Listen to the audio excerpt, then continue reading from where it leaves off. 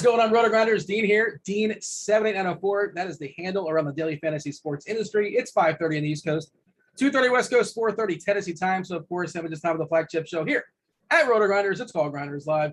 Joining me today, the GPP savant himself, multiple six-figure takedowns, a seven-figure takedown. I believe that was in baseball. I believe that was a Yankee stack, if I'm not mistaken. Andre, what's going on, dude? How are things in your world? Am I correct? Was it a Yankee stack for the? You don't forget this when you win $1 million. You know what your stack was, right? Oh, I don't remember who my stack was. The only person I know who hit the home run that put me over the edge was Max Muncy, because I have the signed Oregon jersey in my hallway. There you go. That's all I know who put me over the edge. But yeah, it was a seven-figure takedown. It was a good night, a great night. It just happened actually a year ago. So looking hopefully to repeat that today, and have another six-figure takedown today, hopefully on the sites altogether. Is it worth getting out of bed for a six-figure takedown after you get seven? Why even bother? You just watch Netflix or something. Yes, it definitely does, because you want to be number one. When you want to be number one, you want more money to win in the process. You gotta keep going. You gotta achieve those things. Do you want to say hello to chat? What up, chat? Like, subscribe, turn on notifications. This is a great question to ask. A great day to ask your GPP strategy questions, like overarching, just not necessarily per this 5-game slate. Plenty of time to have the conversation with the slate. We'll do that in a second, obviously, but it's a good slate just to sort of ask Andre, somebody who's been there before, somebody who's won 7 figures, 6 figures on the reg.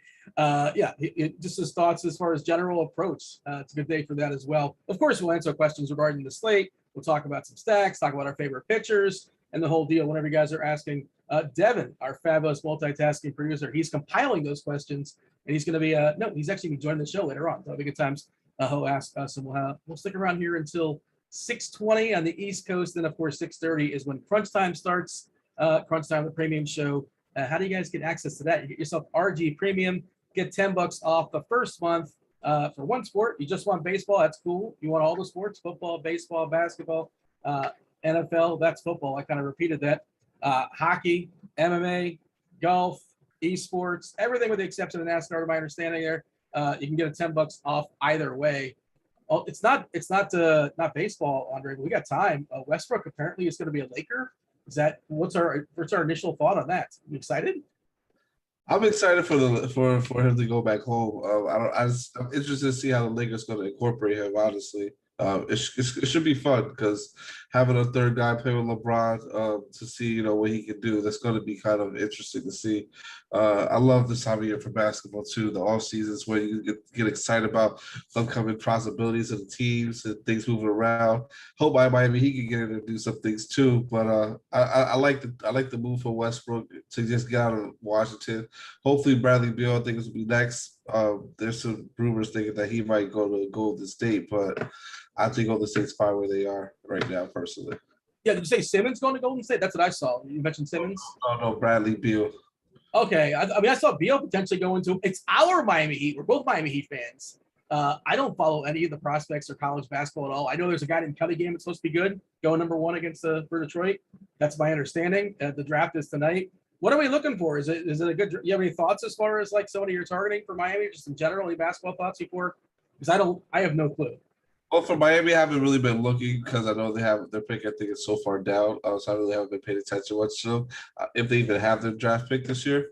But like, I've been looking at other teams. Like, one team I've been looking at is the Warriors, to see like what are they going to do, because they to me are the most interesting team, because they're at a point where they could either they could rebuild and have a dynasty at the same time. So I like the fact that they have that 7th to 14th pick. If I was them, I would take that Mitchell kid out of Baylor at 7, and try to maybe see if we can move up on 14, or if you can, and build out a little bit of a bench and have some depth to it. So that way, be a good team. That way, you'll be able to make the playoffs and be well with Clay coming back. I think Simmons gets traded tonight. That's what it looks like. We'll see. Philadelphia seems to clear in that want him, and now is a good time to do it right before the draft. So we'll see how that goes down. Where do you think Simmons is going? Well, I mean, the last rumor I saw was Golden State, but you're telling me Beal might go to Golden State. I can't imagine they're getting both, but they do have the assets like you talked about.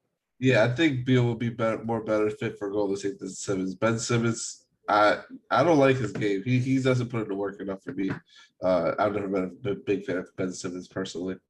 General thought: Simmons and Draymond Green seem like they would not be great for spacing if they're on the court together, unless Simmons decided to start shooting threes, which apparently he can hit them allegedly. All right, that's enough basketball talk. Yeah, we have plenty of time as far as baseball. It's a 5-gamer. Happy to appease all your questions to throw them there in chat, and as many details as possible. Tell us if it's for cash, tournament, what site's on, yada yada. We're talking about some ownership and the pitchers in a second, and let's kind of dive into that. So I think it's pretty clear. Oh, by the way, I should mention I went ahead and I dropped that link in chat. Roth did a chief meteorologist here at Rotogrinders. He did update the weather for Boston and Toronto, and he's a little bit more optimistic. It's just a straight yellow. It was orange yellow earlier today. That doesn't mean it can't get canceled. Doesn't mean it's not going to be delayed, but worth noting. And of course, Roth on Crunch Time will give the most up-to-date update all the way up to 7 o'clock, tell you what's going down there in Boston weather-wise. But as of right now, we'll talk about that game as if it's going to go. Your thoughts as far as the pitchers, 10 dudes throwing baseballs. I think it's a pretty good pitching pool, to be honest, considering it's just 5 games. Who's jumping out for you? Pitching today so far to me has been a little bit. It's been actually something I've been like kind of thinking about a lot. On FanDuel, I feel like it's simple. You play probably mostly Freddie Peralta. I'm gonna have some Musgrove too, also, but Freddie Peralta or Frankie Montanas and a little bit of Musgrove too is who I would play on FanDuel. I'm not touching nobody else unless I get more confirmation that about that Boston game, because that's one thing I'm trying to actually look at the weather right now to see how it's going to look over the next couple hours. But even because if they are going to play the game and they're going to be, and it's going to play for sure, I like getting to a little bit of Eduardo Rodriguez and a little bit of Rui, just a tiny bit of Rui, but more so Rodriguez than anybody. And I think he will be a sneaky play that's not going to be owned, especially if they do play through that game, and it starts off on time. So I like getting him a little bit in tournaments as a sneaky play, and then also having a little bit of Chad Cole. To me, it's a very concentrated pitching pool. So to me, you have to get very, very different with your stacks on the other end. Yeah, that's kind of my general approach as well. I care more about ownership when it comes to the batters as opposed to the pitchers. The pitchers, although it doesn't seem like it sometimes, are generally more predictable than the bats. A lot of times your pitcher gets blown up and you point at a scoreboard and things go wrong. But generally speaking, we kind of sort of somewhat can guess who the better pitchers are going to be. Garrett Cole today, your Yankees, Garrett Cole, what he gave up like 8 earned runs and I think 10 or 11 strikeouts. What a weird. It was like he's truly a Jekyll and Hyde player. Like I don't understand how you go striking 12 players, 12 outs in one game, and then the next game you're giving up like 14 runs or whatever it was total that he gave up. That's ridiculous to me. So, but the Yankees pay for what they get. So it is what it is. Are you excited about Gallo? I am excited about Gallo, but I don't know if the Yankees are too far out to make the playoffs, which is what I would be more excited about, honestly. But I think he will definitely be a good pickup for them, and hopefully for next year as well too. I pulled up the ownership for both sites since we have plenty of time to talk about this. You mentioned FanDuel first. Of course, FanDuel just rostered 1 starting pitcher. We have Musgrove slightly ahead of Peralta as far as ownership. Joe Musgrove at 27%, Peralta 24%, Montas at 19%. I'm not going to have that. I'm going to have more Montas and Peralta than Musgrove, most likely on FanDuel. I made my shell lineup, but the first lineup I made on FanDuel, I liked with Montas, just kind of the way it looks. I'm not sure if that's where we're locking it, obviously. Besides that, then it goes Mize at 10%. I just can't imagine myself rostering Mize. Like I don't want to say no chance. There's essentially no chance he gets the quality start. Maybe he can go like 5 and get the W, maybe. But there's a pretty hard innings cap on him right now. Detroit's going nowhere. He's a prize prospect. There's no reason to push him. Then we have Erod at 7%, who's like, a good pitcher. He's been incredibly unlucky this season. Of course, he's in a tough ballpark facing a really tough lineup and a potential weather issue. So that, that explains why the ownership is where it is. Freeland at 1%, Rio at 1%, which again, decent pitcher, but don't think I'm doing that. Dylan Bundy is the presumed starter today. I've seen Bundy, and I saw who else did I see that was potentially Cobb? It looks like Bundy's going to start for the Angels. I'm not sure if that's official, but I think that's the expectation. But he's been working out of the pen too, so that's going to be probably just a bullpen game, and Bundy pitches like 4 innings or something like that. Not that you're rostering him anyway. Presume Starling Marte does crack the lineup for Oakland, making his debut tonight. So let's talk about it as far as your ownership shares, ownership prioritization, and just what are you doing as far as lineup builds? Are you making 150 tonight? You making 20? What's the number? Whistle for what again? Sorry, can't hear you. Yeah, how many lineups do you plan on rolling out tonight? FanDuel I'm rolling 100, and on DraftKings I'm rolling about 78 lineups tonight. So I'm not playing. I'm playing heavy, but not too heavy. So how thin is your pitcher pool? Are you willing, like in the way FanDuel works, obviously just roster 1? Would you stop at just Musgrove, Peralta, and Montas? Would you extend to? You said Erod as well. You mentioned Erod. You liked a little bit. Yeah, Erod. So I have 4 pitchers in my player pool right now. Erod's the 4th one that I have. I'm gonna have a little bit of him just because I think the game's gonna play, but I want to see because it's weird. It's gonna be raining, and if Roth is saying it's gonna be light rain, that's fine. But then I know around like 10 o'clock, I think it's supposed to be thunderstorms or 9 o'clock. So that's going to be a little bit of concern of mine if they can get through most of the game. But I'm going to have a little bit of exposure to it, probably about like no more than 10% of my lineups with Erod because I don't want to be without him just in case something happens and he has a big and he actually have a decent game at his price, which is significantly less than the other ones. Not all the umpire data is in just yet. What we do have is that Cool versus Peralta is a pitcher's umpire, neutral umpire for Wells versus Mize, and an extreme hitters umpire in that Boston-Toronto game. And I think that one's really interesting from a hitting perspective too, because it's 2 of the better hitting lineups, obviously, but 2 of the tougher pitchers and potential weather. And we'll have that conversation. I'm curious what your thoughts are, and it probably changes depending on what Ross says. But like, it's one of those, like, do you want to have one-offs? Like, do you want to have 2 guys in that game, or you want to have 8 guys in that game, or no guys in that game? And a lot of it's sort of dependent on how positive or negative Roth is as far as, how much you should push it and how risky it is. If there's no reason to have 2 guys in that game if there's potential, that game gets hit with weather, I think. But it's minimal. Right. You're definitely right for sure. Because like even when we talked about the game before, I think earlier in the week when I think Ray was supposed to play, they ended up getting postponed. I really was I as soon as he said he's not sure, I cut my exposure down to like 4% of each stack because I didn't want to be without them, but I also didn't want to be over the field of them because they were going to be my highest old stacks of the night. So I'm trying to put myself in that same position now and just think, hey, what's going to happen? And even today, even with the weather, and if they do play, I still might limit them a little bit and be over on some teams because there are a couple of the teams that I do like that I feel like have the potential to put up high scores, just like the Boston Red Sox today and Toronto. Clicking the refresh button on Twitter, trying to see if there's anybody that's been traded in baseball. Of course, we've seen, Max Scherzer pitched today. It was traded after the game, that's weird. I think San Diego just kind of sort of wanted to see that he was healthy, maybe. Max Scherzer's on San Diego now? Yeah, he's on San Diego. Breaking news. I didn't even know. Wow. See, when you're in the air, you miss up all these things. Yeah, at San Diego, it's going to be fun, the NL West. And supposedly Barrios might get traded to the NL West as well. Dodgers, Padres, I guess the Giants. I mean, it's weird. Nobody wants to acknowledge their existence, but I think they're still in first place. Not really certain on that. Let's talk about Freddie Peralta today. The tricky thing with him, big K's obviously. Well, I don't want to stretch it back to last year. I'm pulling up the Fed IQ. Let's do it just this season. 35.7% K rate. That's clearly the biggest K rate in the slate. Not even a conversation. That's awesome. The tricky part is the walks. 12.3% as far as the walk rate. Yes, the Pirates are dreadful. It's a pretty awful offense, but they walk a good bit. Like Reynolds, Gamble, Hayes, Defoe, Polanco, Evans, every one of those guys, at least 9.9, 9.7% walks this season. against righties. Pretty good K matchup though, 24.6%. The only guy that doesn't really strike out in that lineup a lot is Reynolds at 18.4%. Otherwise, everybody at least at 21.9%. Yeah. Peralta, is he like raw points your favorite pitcher, or is it somebody else?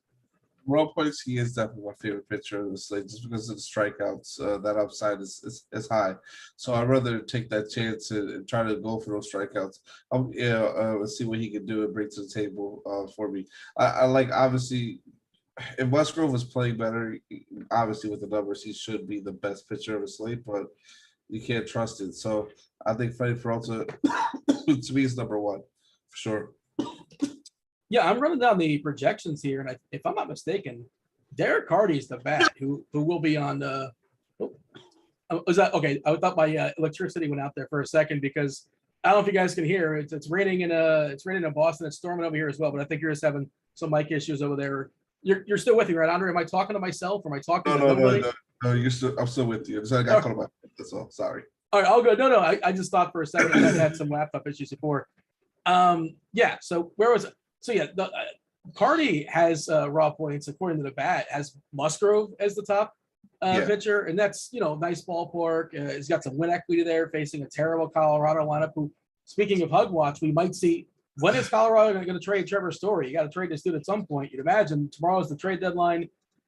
We saw you last night, Gallo getting pulled out of a lineup. These things are going to happen. It's hard to predict it. Jonathan Scope, mouthwash, wouldn't be surprised if he's a guy that gets Hug Watch today. Although he's one of my favorite hitters, which is a fun little quandary to have.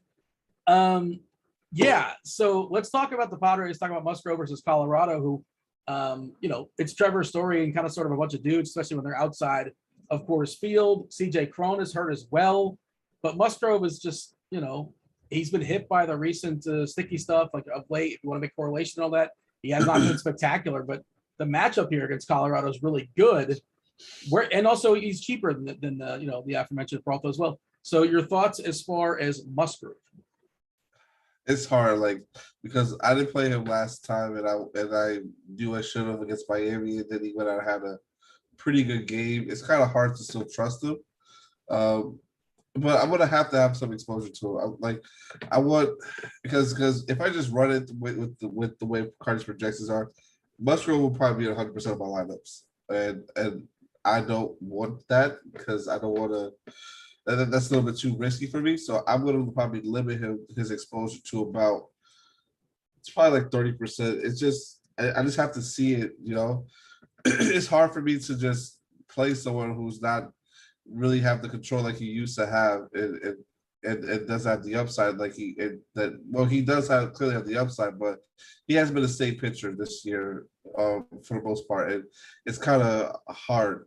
It really is. It's just really, really hard for me to get behind him. But I'm gonna play a little bit of him, like I said, like 30% of him probably, and that's it. And just try to make sure I mix and match with everyone. But if he goes with a good score and kills me, then so be it. Hopefully the lineups that I have him end up taking something down, but that's the risk I'm willing to take just on his performance throughout the whole year, because we can't just keep. Obviously, you go off the numbers too, but the numbers sometimes you got to be careful with the numbers because it sometimes doesn't tell the true story of how a player is playing when you watch the film with the tape. Yeah, and we haven't seen him put up a big score in a while. He's certainly capable of it. A dude, I'm pretty sure, threw a no-hitter. I want to say last year. Was it this year or last year? At some point. It was last year, if I'm correct. Actually, maybe it was this year against Colorado. No, he had actually 11 strikeouts against Colorado earlier this year. Oh, boy. Last 30 days, by the way, 17.4% as far as the K is kind of speaking to, if you want to say the correlation as far as the sticky stuff, it's just not, his K stuff has not been there of late. 7.8% as far as the walks, that's not great either. For the entire season, take all the numbers, 28.7%, that's good. As far as strikeouts, 5.9% as far as walks is good as well. And, there are Ks to be offered in that Colorado lineup. And again, we don't have it just yet. It's a West Coast game, but I wouldn't be surprised. I don't expect Cron to be in there. I think he's hurt, officially on the IL. And I wouldn't be surprised if Story sits. Why would you play him at this point? It seems like a certainty he's going to get traded, but we shall see. Stay tuned on that. And then I think the sneaky one, I don't know if sneaky is the right word, but the interesting one is Montas against the Angels. Because people think of the Angels and they say, oh, the Angels, that's a contact team. And not this team they're rolling out tonight, not the one I'm expecting, at least, outside of just a couple of people, outside of Fletcher, outside of Iglesias. everybody else, Ohtani is awesome. He strikes out a ton. Gosselin's a big strikeout guy. Upton as well. Marsh, the rookie, plenty of strikeouts. Max Stassi strikeouts. Eaton, even some Ks this year. So 23.9% as far as collectively striking out, and Montas at 25.2%. And also, I think he gets the win. I think Oakland puts a hurting on Bundy in that bullpen. And I'm not begging for those 4 points, but I'll take it. Sometimes that makes the difference. What's your thought as far as Ricky Montas? I like playing him today. I like playing him more than obviously Musgrove, just for the potential of the strikeout upside in this lineup and this projectile that we have. I still like Ohtani though to hit a home run and go yard because that's just what he does. Because Montas does give up hard contact and fly balls to both sides of the plate. So no matter how high a strike upside is, he still has that lingering there where he can still give that up. So I wouldn't be surprised if you give him a couple runs, but it's not going to affect you really more so on FanDuel if he gets a couple hits. It's going to affect you more on DK, but I still like getting to him a lot, probably just as much as Musgrove, if not a little bit more. As far as the cheapies on DK is like an SP2, I know you mentioned Cool in passing. He's been better of late. The K's been better of late. It's a nice ballpark to pitch in. And, his Milwaukee lineup isn't supposed to be very good, especially without Yelich. Mize, he's really going to thread that needle and pitch solid in 4 or 5 innings, but he's cheap enough where I suppose it can happen. And then, Wells, if you want to sprinkle him in tournaments, he's super cheap and he threw 90 baseballs last time. He threw 90 baseballs against Detroit. I guess you got a chance to be okay. He's not good. There's no history that suggests he's been good. And, he's up there just to eat innings. He's not a prospect in their system or anything like that. Your thoughts as far as those guys, just to kind of get a different shuffle in tournaments, probably more so on DK. Yeah, more so on DK definitely for sure, but I don't like Mize at all just because, like you said, the innings. But that 4 innings, if you can still give me like at 6.9, it might be worth it a little bit. But I think in that ballpark with Baltimore, especially with the weather edge for what we look at today, is supposed to be like at least a pretty decent hitting weather there for sure. So I don't know how much I want to get to any of the pitchers in that one, along with it being a game that's rating 2. So something I'm definitely looking at, still crunching numbers, but I would like to get a little bit of him. Not a lot though, if anything. Wells, I can't play Wells at all. I like honestly Detroit a lot today personally. It's one of my favorite stacks. So I kind of not gonna have any type of Wells at all. Bundy, I can't sit there and play Bundy. He's not gonna play. He's like you said, working on a bullpen. He's only getting to what? He hasn't gotten to like at least 5 innings since June. So and that was a decent game in this outing. And I love Oakland today. Oakland to me that's probably like my top team honestly on the slate. So I can't see myself getting to Bundy at all. I think we like the same teams. So San Diego, Oakland, and Detroit are kind of like, and the Toronto Boston game is kind of the wild card that's really interesting for tournaments. Yeah. Final thought as far as pitchers, your official approach tonight, and if you want to elaborate any more on Erod and Rio, by all means, go for it. But I think where I'm at, I'm going to do my best to pair Peralta and Montas and just make that work on DK. If I have to step down the Musgrove, I'm okay with that. But I'm a little bit squeamish too. But I understand the matchup should be phenomenal. But he has been sketchy of late. But I'm going to be pretty concentrated up top and just kind of shuffling the hitters, kind of make that stuff work and doing stuff pre-show. Like there's not any hitters I feel like I have to have. I'm like frightened of not playing. So that's kind of where I'm landing. What say you? Yeah, I'm pretty much going to try to get a decent amount of the top 3, but I'm definitely going to mix in some Erod and some Ryu for sure, just because of the game and also some Chad Cole in there on DraftKings. Those are my pitchers in my player pool. Just to mix them out because I want a little bit different exposure because I feel like some of the stacks I'm going to be on are going to be a little bit chalky, but I'm also going to be playing some weird ones since this is a little bit of a small slate. So I'm gonna also be taking different parts of the stacks as well too. So I just love trying to just make sure I get different somewhere. And pitching, I think, is a little bit of a way you can't do it, especially on DraftKings. So that's what I'll be doing DraftKings. FanDuel, I'm just gonna sit there and play the top 3. There's no, and maybe a little bit of Erod, but that's about it. There's no reason to get any different in my opinion from that. Not relevant to tonight, but Danny Duffy's been traded to the Dodgers for what it's worth. That's not exactly the counter punch that the Dodger fans want. I don't think with the addition of the Padres adding Scherzer, Duffy is not exactly a call. That's a fold if anything. But maybe they're going to get Barrios. We'll see how that goes down. Just adding more arms there out west. Going to be interesting how this trade deadline goes down. All right, so talk to me about stacks. What's your general approach as far as it's a 5-game stack? What 2 words was I combining there? Slate and stack. Yeah, it's like, well, what just happened there? All right, so instead of 15 games, instead of 13, 14, whatever it is, just 5 games. Is your general approach as far as how you say these are the stacks I want? I want 5-man on DK. I want 4-man, 4-4, 4-3. Does that change? Well, is it a different approach when it's just 5 games? It depends. Like I was looking at it today. I'm gonna try to. I have a little bit. I'm more even on my stacks today on DK. Like I'm running pretty much an even amount of 4 3s, 4 2s, and 3 3s. In a way, just because I was looking at Slate IQ. Like I try to use when we have Slate IQ to my advantage a little bit to see what the leverage is for stack wise. And obviously the biggest leverage is a 4-4, but I don't like 4-4s a lot. To me, it's not something that I prefer to have. I rather go with a 5-3 or like a 5-3 or a 5-2. Is there a general reason why you don't like 4-4? I don't. It's not a general. I don't know. It's just maybe it's just as a FanDuel thing. I just don't like it. I don't like it on FanDuel, so it got me to have it not played on DK really. I just prefer to try to have a little bit of extra backs, a little bit more diversity in my lineups instead of having like a concentrated 4-4 on each side. Even though I get to it once in the blue moon, but tonight I don't think there's. I think there are teams I think that can put up scores, high scores, but I think there aren't enough teams where you can have a 40 to 4-4 to make it happen. But today that is the leverage. So.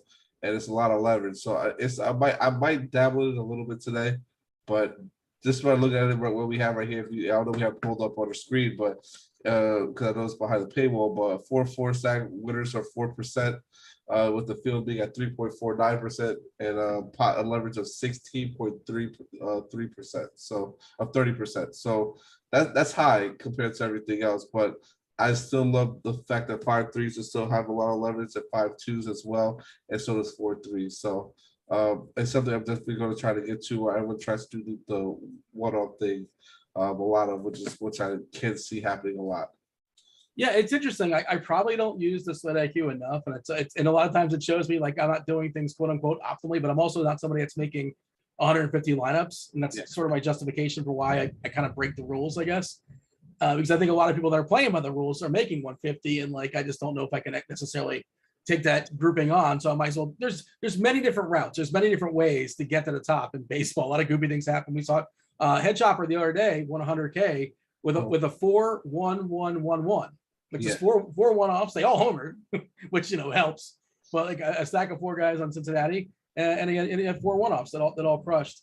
And as far as the teams, we'll talk about stacks in a second. It's interesting, like looking at the leverage stuff. Colorado is our best leverage stack, but like I'm not playing much Colorado tonight, I don't think. Just because they have a 3.9% chance of being like the winning stack, and the field's gonna only be on 3.1%. The difference is 0.8.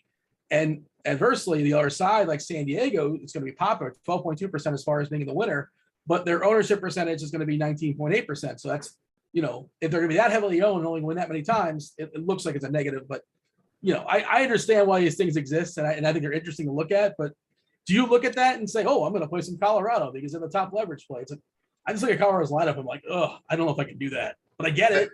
I get it, but I can't. Like I'll look at that, with the player IQ that we have here, and then I'll be like, okay, is that something I could really get on board with playing and being different? But there's certain spots to be different in, and certain things where you're just being foolish, and I think that's just a foolish spot to try to play somewhere like Colorado, unless you think Musgrove is just absolute garbage and not a good pitcher at all anymore, and you want to play him. And tonight's the night that you think Colorado just goes up for like 14 runs, by all means, take your chances on it. But so that's not something I can get behind saying because I'd rather play the one-off bats to them, and which I know since I still have my player pool, I'll get to them as one-offs possibly, and just instead of playing a full stack of them. The interesting one is Toronto. Right now, Toronto is currently the second best leverage stack. 4.9% chance of being the winner. 4.2%. Wait, no. Yeah, and a 4.2% as far as ownership in the field. And part of that is because they're expensive. So, speaking of that Toronto game, real quick, Roth just tweeted out not ideal in Boston. He's raising his risk level some. Oh, well, that's great. All right. Well, you guys, we'll see what Roth has to say at crunch time at 6:30. But so it's really hard. I want to ask you about that. We're talking about some stacks, obviously, and yeah, do ask in chat whatever you guys want us to talk about. We're happy to talk about. Devin's going to come on in about 10 minutes or so and fire off all your questions. Give it as many specifics as possible. You can ask a general strategy question. You can ask, this guy or that guy. What stacks you like? How? Just let us know if it's FanDuel, if it's cash, if it's tournament. So it makes it so much easier to answer the question. But I don't know what to ask you about Toronto or Boston because that answer is fluid, right? It's just like you'll see. You can't really give a good answer right now. Yeah, I don't know. Like the way it's looking, and from what I've been looking at, because I looked at it on my phone briefly just a minute ago. I don't think the game's gonna play. It'd be hard for it to play because it's right now raining a lot. It's not supposed to stop raining until at least 8 o'clock, where it's gonna be 40% still chance of rain, and then I think you're gonna have an hour of clear, dry weather, and then it's supposed to be thunderstorms after that. So I don't see how it plays personally. So now I'm thinking maybe I might just take that whole game out my player pool because I don't want to get burned on it like I have before the past, and just make it easy for myself.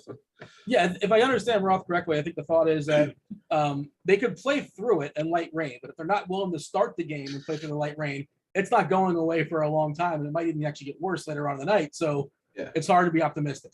Yes, it is very hard. They're not going to take the tarp off as it's light raining, I'm guessing. So, well, who knows? We'll see. I don't want to pretend. I don't want to play weatherman, but that's what kind of makes sense to me, and I think it sounds like that's what makes sense to you as well. Yes. All right, so San Diego facing Colorado.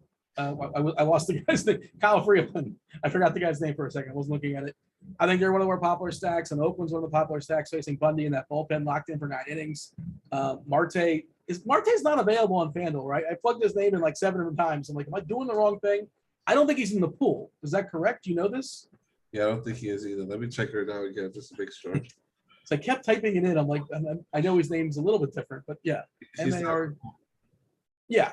By the way, did you happen to catch the other night? Maybe I didn't know this. I thought this was the first time, but the Toronto game when it was canceled after lock, like 7:30, 8 o'clock, 8:30, FanDuel let you switch off those guys. Did you know about this? Yeah, that was the first time ever, and I was sitting there at dinner with my family trying to change all my lineups because I had a lot of them in there. So I had to manually try to go take all the Toronto and Boston guys in my lineup. So that was the first time ever they did that. I like that because at least they're being transparent with you because you don't know what the game's going to start or not or play. But you don't want people to miss out or losing money because they're hedging it. So I get it, but it's something I liked it, but it was just a lot to deal with that. Well, just have a policy and stick to that policy. That's my issue with it. It's like, to my knowledge, that was the first time that happened. Like and there's a certain risk reward where you say, well, it's the first game of the night. Do I lock these players in? And you're put to the test. But if you know that, hey, if the game is canceled in the next 2 hours, that you can go all of a sudden play guys on the West Coast, then that's less risky. So I just want to know what the rules are before I start playing the game. And that surprised me. And I'm like, oh, well, didn't know that was an option. Is that an option going forward? I guess. Maybe. I don't know. Did FanDuel even officially say anything about this? I missed it if they did. That was the first time I ever seen that. So, because I think like you said, the last time it wasn't like that. So, I hope it is something going forward. I didn't mind it as I just was busy at that moment. Normally I'm not, but at that particular time I was just busy where I had to change it while I was out at dinner. But yeah, I think it's a good strategy to have because you still then have to pick the right players or pick the right stacks for the later games, and hopefully that they're good enough stacks. Or now you're just playing stacks and hoping for the best. And it's a terrible experience for like people that are playing for the first time or whatever. And I get all that. It's just that I just want to know what I'm getting into. I just tell me how this is going to be handled going forward. And I'm good with whatever the rules are. Whatever you say they are, I'm happy. Yep. Just stick to them. All right. As far as stacks tonight, who's jumping off the board for you? Is it Oakland? You mentioned you like Detroit as well, San Diego. Are those kind of sort of the three main? What are you focusing on? Are you just sort of like spreading it out and saying, I don't necessarily love anything tonight and just get a bunch of combinations and hopefully you land on the right one? Well, what's your approach this evening? Yeah, I definitely do like Oakland a lot. Oakland's my favorite stack, followed by Detroit and then San Diego. They're both, as far as being top, right there behind each other. I think they both have those teams definitely have a chance to be the top stacks of the night for sure. One of them probably will be, but I also do like games on both sides of that Milwaukee-Pittsburgh game. I know that obviously with Peralta having the strikeout upside, but he gets some hard contact and walk some guys. But I think that game could definitely be a little bit of a shootout, just on both sides of the game. Just because Cole's not that great, he's a good pitcher and he's been pitching better lately, but he can still get hit a lot and have a lot of guys to get walked on base, and his strikeout percentage is not even that high to begin with. So I just like getting both sides of that game too. So if I had to run out my top five, it would definitely be like I said, we mentioned Oakland first, and then it would be Detroit, then San Diego, followed by Milwaukee and Pittsburgh as our top five stacks of the night. Still waiting on some lineups, some West Coast games. No Padres lineup just yet. No Rockies lineup just yet. No Angels and no A's for what it's worth. Do want to mention Prize Picks. We have a Prize Picks promo for the people. Use the promo code Grinders, GRINDERS. Use promo code Grinders with your first deposit for 100% deposit bonus up to $100. And we're going to do our best will here. We're going to try to pick some winners for the people. I'm going to throw a couple out there that I looked at earlier today. Full disclosure, I did not bet these. I did not wager on these, but I did take the time to look at it. I'm not on the site right now. But when I think it's not in Florida. Maybe I'm wrong. I have to check that again. But a couple that I liked, and you got some winners as well. You mentioned Milwaukee. Rowdy Tellez. I got him over a half a run, half on RBI. Come on. Rowdy Tellez, a half a runner. All he needs is a runner and RBI. I feel pretty good about that. Cool historically struggles against lefties. That Pittsburgh bullpen, they have two lefties in the bullpen. One worked really hard yesterday through like 37 pitches or so. Probably doesn't pitch tonight. So he feels pretty good about seeing a bunch of righties having a platoon advantage all night. And then just Tatis over 1.5 runs in RBI. I feel pretty good with that one as well. So against Freeland, Tatis, one of the best players in baseball. I don't think I need to sell the people on that, but yeah, just a homer. We're there. Don't necessarily need that. Just a single or a walk. Well, no, I guess not a walk, right? No. Yeah, run and an RBI. I'm doing the math here in my head for some reason, but yeah, come on. Let's take Tatis over 1.5. Rowdy Tellez, a half a run. I feel so good about that one. That's egregious. You got some winners as well. What do you have for the people? Yeah, well, I don't know how I feel about the first two. I got Xander Bogaerts and JD Martinez in there. But if that game does play, I like definitely the over. On all the picks that I have, I actually did place a bet on all buys that I took today. I like Xander Bogaerts to go over 1.5 projected hits and walks. JD Martinez over 8 fantasy points. And then obviously, like I said, with Detroit, Oakland, and San Diego being my top 3 teams, I have to take those players from these teams. So Robbie Grossman over 8.5 fantasy points. I just love the spot from. I look for him to go yard today. Matt Olson, same thing. Just look for him to just dominate and have a big monster game today. And Fernando Tatis, who's one of the best hitters in baseball, going against probably the worst pitcher on the slate at Freeland. So I like for him to definitely go hit a home run as well too. Should we go around the horn or just yield to the chat, and whatever the chat wants to talk about, they'll talk about. They'll probably bring up the better questions, and they know who the good play. Do we need to have like a segment where you say, yeah, Tatis is a great play and Ohtani is a really solid play? Of course, there's salary restrictions, salary reasons. I don't think we need to do that. Yeah, I don't think so. On a small scale today, I think we should just get to the questions probably, because there's probably gonna be a lot of strategy questions today, more so because it is a small slate, so you got to figure out how you get different. Let's do it. Let's get to the questions. Oh, Devin's getting excited. You're getting the whole 12 minutes today, Devin. Man, I'm oodles of time here. This is great. You win a tournament, Devin, you get all cocky all of a sudden. Is that what happens? Hey, I was just telling my wife earlier, I have a second job now. So you've been compiling questions in chat. You're gonna fire them Yeah, off? we actually got a good bit of strategy ones today too, so we can jump right into it. Well, a couple of stacks real quick to get your thoughts on Oakland to start off. 5. Yeah, I'll say like a 4.25, 4.5, pretty strong. And then another one, Baltimore. This was with 4 to 5 innings of Detroit bullpen potentially. I do kind of like Baltimore too today. They're my 6th favorite, so I probably would say. I'm gonna say 4. Dean? Yeah, I would put him at a 3. I think Mize is pretty good. You know, I know he's not going to pitch the entire game, obviously, and Baltimore's locked in for 9. But yeah, they're okay. They're fine. Baltimore and Pittsburgh. I think I'm going to probably get some mini stacks of them.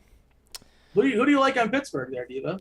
I don't know. I haven't dug into the numbers like deeply, but I was just looking at the stacks page on Cardi's The Bat X, and they are the highest. Yeah. Yeah, they're looking pretty good from a point per dollar standpoint. Might be how you pay up for that Oakland stack because I think they're pretty expensive. I did not have Rodolfo Castro, who hit 2 homers yesterday, unfortunately. Classic Dean, going for the safe picks. We got some more questions though. Jay wants to know single entry GPPs from the 121 down to the 10. Do you recommend playing the same lineup across the board or change based on GPP size, entry fee, etc.? Definitely change it based on the entry size because I feel like the more money you play, the more chalkier the lineups are going to get. So I definitely would change it based off of that for sure. So if you know that someone's going to be playing, like today, the most popular teams, well, probably if the games weren't going to be playing, which I don't know if they are still, would probably be Boston and Toronto. So I probably would maybe take a couple players from that, but then also try to get different. Maybe like having a different primary stack, but use one of those teams as a secondary stack. Nice. I would just add that ownership gets really, really condensed with single entry stuff. And a lot of people are just basically throwing their cash lineup in. If they're not throwing their cash lineup in, they're making a 2v2 swap or something like that. Last night, Ohtani was like 65% or so in the DK single entry. Mm-hmm. On DK. He wasn't as popular on FanDuel and some of the stuff I saw, which is kind of sort of surprising. But yeah, I mean, it's baseball, man. Like the pitchers, of course, but hitters, it's so anybody can be great, anybody can be terrible on any given day, and you just have to have the intestinal fortitude. I was using a different word, the sack, to say, you know what, I'm just not going to play this guy. And I mean, sure, if that guy crushes, you're in serious trouble. But if he scuffles, 1 for 4 with a run and an RBI, the guy you're replacing with has to do well, and you get a different shuffle as well too. But yeah, it's you don't have to be that goofy though in that single entry stuff. I will say there is nothing sweeter than having one lineup in all of them and it goes off. Let's see. Yes. Shannon wants to know pitch count for Freddie Peralta. He was rolling last game and got pulled after 4 innings, and Shannon followed up. According to the Milwaukee manager, last outing he split pitchers to keep Peralta quote unquote fresh. Apparently he will be doing that more in the future. Any thoughts on that? Oh, that seems filthy. I didn't know. I have to look into that more. I didn't realize that at all. Cardi's got him at 91 today for what it's worth. Is like, is kind of like projected number of pitches, which isn't 105, but that there isn't really that out there anyway. Dean, I was cracking up the other day. You were like, let's go to Cardi's stack or bat projections and see what his pitch count is, and then you said, what is PPC? His projected pitch count, Dean. You were just looking for it. Yeah. Oh man. Doug wants to know. Switch those letters around and never mind. Go ahead. Doug, on FanDuel, with 3 lineups, single entry, and 3 max, what are 2 stack combos that you like for 2 lineups? So 2 teams for 2 different lineups, so 4 teams total. Andre? A single entry? Yeah. Like 2 teams that, like 2 sets of teams that you would combine for stacks. I would do Oakland, Pittsburgh, and then I would do Detroit, Milwaukee. I like it. My main lineup, like as of right now on FanDuel, this may change. Something will change, obviously. It's got a 3-3-2. It's a 3 Milwaukee, 3 San Diego, and 2 Oakland. Let's see. Alan wants to know Baltimore versus Detroit game stack, or is the weather too risky? I like that game. I think. Looks like we're still in yellow. Fully dry now, likely fully dry at first pitch. Pop-up shower could cause a delay at any point. While they could back build to some extent, I would expect they'd be patient enough to finish up and they don't get caught under a delay. So, seems like it's pretty safe. You care about game stacking, Andre? I don't. I mean, I'm not a huge game. I mean, if it's a great hitting environment, it's Wrigley, and it's 11.5 total. Okay, sure, but if they happen organically, but I don't really force. Is game stacking a thing to you in baseball? No, it honestly just comes up organically. Some of my stacks, which I've noticed more recently, but I don't force it in. I try to just let it be, and just let it come to me naturally. But unless the game is like really, really like a prime hitting spot, like I think we had a couple of days where it was Washington versus Philadelphia, where they put a lot of runs. I'm gonna try to stack those type of games for sure. Derek wants to know, in the DK tournament, how often do you stack the 1 through 5 in the batting order versus adding a bat further down in the order? Not that often, honestly. I prefer to get to I prefer to mix it up and get to the bottom part of the lineups a lot more so. Especially if they're chalky. Yeah, because they're not going to be high on the lot. Favorite single entry leverage stack for 4 or 5 man stacks? We'll call that DK. Imagine maybe Pittsburgh against Musgrove. I would say Pittsburgh or Milwaukee. One of the two. Not Musgrove. Who am I thinking of? Pittsburgh against Peralta. That's who it was. Yeah, Pittsburgh against Peralta, definitely, yes, for sure. So, like, I'm going to be the guy that steps in and says, like, in a single entry contest on DK, which is probably, I'm in some of them, I'm going to go a bit of them. They're around 300 people, 500 people, maybe 700 people. Do we really have to roll out a 4-man Pittsburgh stack to be different? You can be different. It's much easier to be different with being a little bit less goofy. That's just sort of if you hit that Pittsburgh stat, you want to get paid off it handsomely in like a 5,000 person pool or a 10,000 person pool, because it's not likely to happen. But if it does happen, it's only can happen. You want to get paid off on it, and that's not necessarily the contest you're going to get paid off on it when there's only 400 or 500 people in it. That's my take. No, you got a point there, because if you are playing it in like a bigger slate, a bigger stack, I mean, like a bigger GVP pool, and if it hits the right way, you will get paid more often. You probably be in first place solo too. So I guess, like you said, it depends, but I think that stack can still work multiple ways, and not always going to be on that stack. So say, for instance, if all the other stacks, not all of them fail, but the popular ones fail. Pittsburgh is, even though they're not popular, they still end up putting about one of the more higher scores because of it. So I don't mind it. I don't mind it for sure. A single entry. I know it's different, but I definitely don't think it's that bad of a play.